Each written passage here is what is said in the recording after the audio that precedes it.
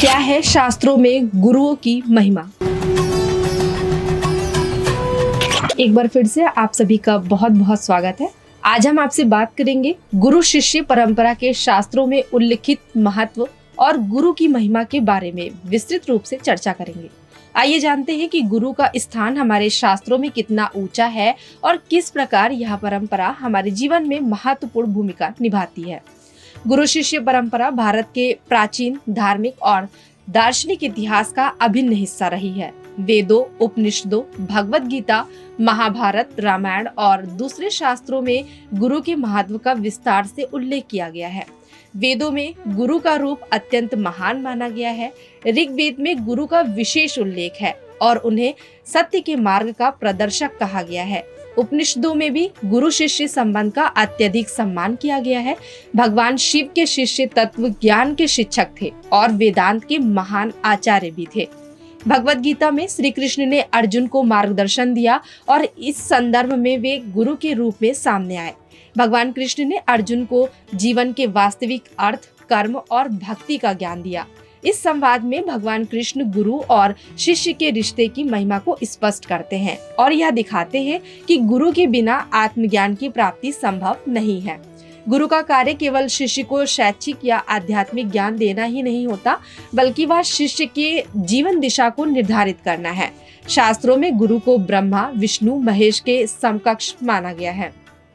शिष्य का कार्य गुरु के मार्गदर्शन में आत्म मंथन करना और उसे अपने जीवन में उतारना है। शिष्य को गुरु के प्रति समर्पण और श्रद्धा का भाव होना चाहिए ताकि वह गुरु के द्वारा किए गए ज्ञान को पूर्ण रूप से आत्मसात कर सके। शास्त्रों के अनुसार शिष्य को अपने गुरु के चरणों में समर्पित रहकर उनसे ज्ञान प्राप्त करना चाहिए। रामायण में भगवान राम ने अपने गुरु वशिष्ठ से सीखकर धर्म, नीति और जीवन की सही दिशा को समझा। इसी प्रकार महाभारत में भी गुरु द्रोणाचार्य ने पांडवों और कौरवों को युद्ध की कला सिखाई और उनकी शिक्षा ने उन्हें जीवन के विभिन्न पहलुओं को समझने में सहायता की। गुरु का आशीर्वाद शिष्य के जीवन के लिए अत्यंत महत्वपूर्ण होता है। गुरु का आशीर्वाद शिष्य के जीवन में उन्नति, सफलता और आत्मज्ञान की दिशा में एक सहायक शक्ति की तरह कार्य करता है। गुरु न केवल आध्यात्मिक ज्ञान देते हैं, बल्कि जीवन के विभिन्न पहलुओं में मार्गदर्शन भी करते हैं।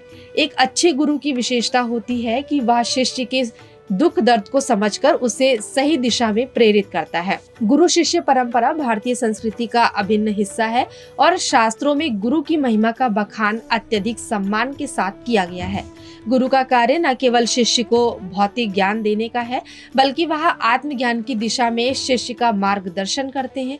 शास्त्रों में गुरु को ब्रह्मा, विष्णु और महेश के रूप में पूजा जाता है और यही कारण है कि गुरु शिष्य परंपरा को एक अत्यंत महत्वपूर्ण और शाश्वत परंपरा के रूप में देखा जाता है।